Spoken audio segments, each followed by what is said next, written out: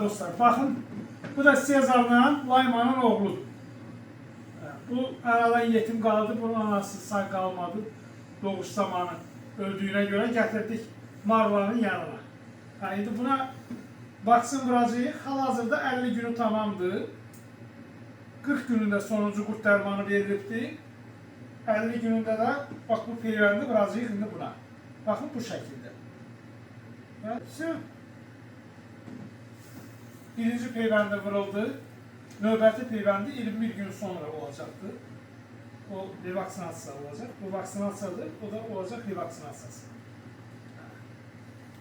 Papasının balası. Papası Sezar'ın. Sezar'ın oğlu. Anadolu çoban köpəklərində belə renk verə bilir. Məsələn, 8 baladan bir dənəsi, 2 dənəsi belə ola bilir. Bu renkdə ola bilir.